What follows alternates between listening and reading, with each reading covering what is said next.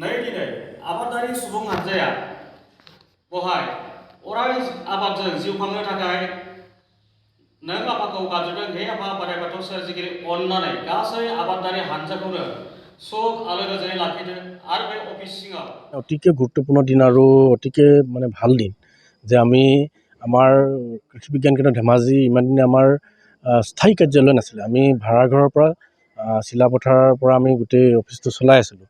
কিন্তু আজি আমাৰ কাৰণে সুখৰ দিন। আজি আমি এই চিমেণ্ট চাপৰিস্থিত আমাৰ যি পাৰ্মানেণ্ট যি কেম্পাছ আছে, মানে স্থায়ী যি চৌহদ আছে, এই চৌহদত অসম চৰকাৰৰ পৰা পোৱা এটি ঘৰেদি আমি ইয়াত কাৰ্যালয় আৰম্ভ কৰিব বিচাৰিছোঁ। আৰু সেই আজি কাৰ্যালয় আৰম্ভ কৰোঁতে আমি মাংগলিকভাৱে আমাৰ সোণোৱাল কছাৰী বড়ো মানে ভাষা ভাষী আৰু মিচিং জনগোষ্ঠীয় আৰু লগতে আমাৰ অসমীয়া যি আমাৰ ধৰ্মীয় যি ঘৰলোৱা যি নিয়ম কানুন আছে, এই নিয়ম কানুনটো কৰি পেলাই আমি ইয়াত সোমাব বিচাৰিছোঁ। আৰু পৰৱৰ্তী পৰ্যায়ত এই কাৰ্যালয়টো আনুষ্ঠানিকভাৱে আমি উদ্বোধন কৰিম। তাৰ কাৰণে আমি বিশিষ্ট ব্যক্তিসকলক নিমন্ত্ৰণ জনাব লাগিব। সেইটো ভাবিছোঁ আমি পৰৱৰ্তী মাহত আমি সেই কাৰ্যসূচীটো গ্ৰহণ কৰিম। গতিকে আজি মই অতি সুখী যে এই চৌহদটো ইয়াত প্ৰতিষ্ঠা কৰাৰ ক্ষেত্ৰত বা আজি ইয়ালৈ অহাৰ ক্ষেত্ৰত যথেষ্ট যুঁজ বাগৰ কৰি আমি সফল হৈছিলোঁ। যথেষ্টখিনি ইয়াত মানে বাধা বিঘিনি স্বত্তেও আমি আজি ইয়াত এই কাৰ্যালয় স্থাপন কৰিবলৈ সক্ষম হ'লোঁ।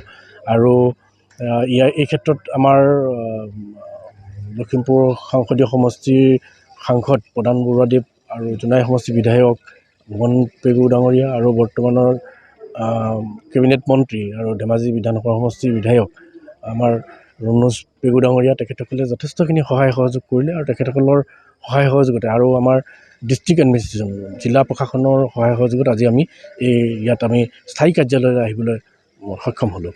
আমি এনেকুৱা ধৰণৰ কিছুমান ঠাইত, জিলা বুলি নহয়, কিছুমান ঠাইত নিষিদ্ধ কৰিছে। নিষিদ্ধ কৰাৰ কাৰণটো হৈছে আপোনালোকে জানে যে আজি যোৱা দুবছৰ আফ্ৰিকান সোৱাইন ফিভাৰ যিটো গাহৰি যিটো মাৰাত্মক ৰোগ, যিটোৰ কাৰণে চিকিৎসা এতিয়ালৈকে ওলোৱা নাই।